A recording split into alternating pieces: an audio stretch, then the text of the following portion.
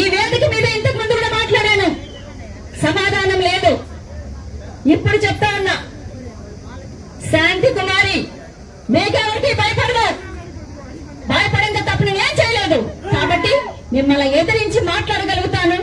నా భర్తకి న్యాయం చేసుకుంటాను, నాకు న్యాయం చేసుకుంటాను, నా బిడ్డకి న్యాయం చేసుకుంటా. అంతవరకు మిమ్మల్ని వదిలే ప్రసక్తే లేదు. ఒక ఆడదాని కన్నీళ్ళకి లంకా నగరం భారతంలో ప్రతి చోట ఇదే జరిగింది. మీకు అదే జరిగింది. యద్భావం తద్భవతి. ఏం చేస్తామో అదే జరుగుతుంది.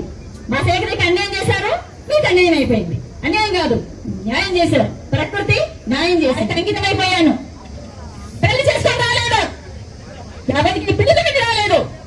చంద్రశేఖర్ రెడ్డిని పెళ్లి చేసుకున్నాను, చంద్రశేఖర్ రెడ్డికి బిడ్డను కన్నాను, చంద్రశేఖర్ రెడ్డితోనే ఉన్నాను.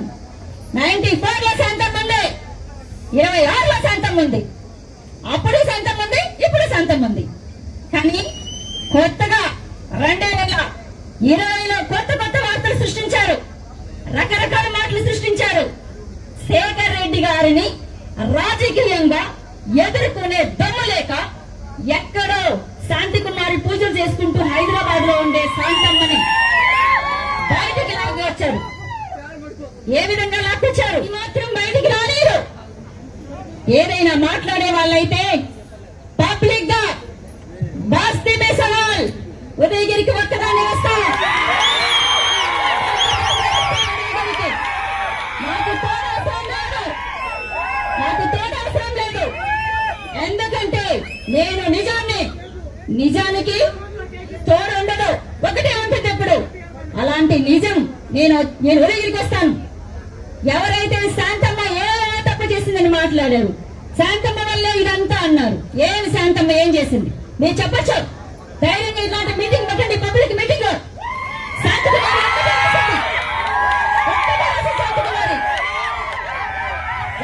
తెచ్చుకోండి, లేదా మొత్తం తెచ్చుకోండి. మీరు అందరూ కూర్చోండి, నేను ఒక్కదాన్ని నిలబడి సమాధానం చెప్తా. ఎందుకంటే నేను ఏ తప్పు చేయలేదు కాబట్టి. నేను చంద్రశేఖర్ రెడ్డి గారి జీవితంలోకి పరమ పవిత్రంగా వచ్చాని ఆయన చేసింది ఏమీ లేదు. అన్నా నా తెలియక ఒక చిన్న మాట అడుగుతా. ఓటు వేసిన వాళ్ళందరూ వేశారు, కానీ ఎవరికి జరిగిన విధంగా నా భర్తకి ఎందుకు జరిగింది? దీనికి కారణం ఏ నాయకుడు కాదు, ఏ జగన్మోహన్ రెడ్డి గారు కాదు, కేవలం కుటుంబం. వాళ్ళు మాత్రమే ఇంత విధంగా దెబ్బతీశారు మా చంద్రశేఖర్ రెడ్డి గారిని. నేను ఆయనకి కరోనా వచ్చినప్పుడు ఎవరూ లేరు, ఒక్కరు లేరు. నేను నా బిడ్డ, మేమిద్దరం కలిసి మా శేఖర్ రెడ్డి ఎలా కాపాడుకున్నామో అదే విధంగా మా చంద్రశేఖర్ రెడ్డి యొక్క ఆశయాలు నేను నిలబెట్టాలని నిర్ణయించుకున్నా. నా భర్తకి జరిగిన ఆ అన్యాయానికి న్యాయం జరిగే వరకు శాంతి కుమారి పోరాడి తీరుతాను. నా భర్తకి నేనే శక్తి నిలబడతాను. నాకు చాలా మంది తమ్ముళ్ళు వచ్చారు, అన్న తమ్ముళ్ళు లేని శాంతమ్మకి చాలా మంది అన్నలు, చాలా మంది తమ్ముళ్ళు, చాలా మంది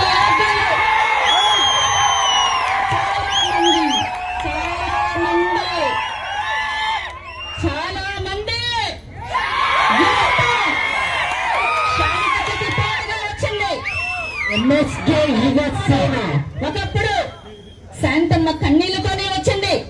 నేనే తప్పు చేసి ఎప్పుడు కూడా ఒక ఆడదాన్ని అణగదొక్కాలని ప్రయత్నించకూడదు. చంద్రబాబు నాయుడు గారు ఈ పద్దు మహిళా పక్షపాతి.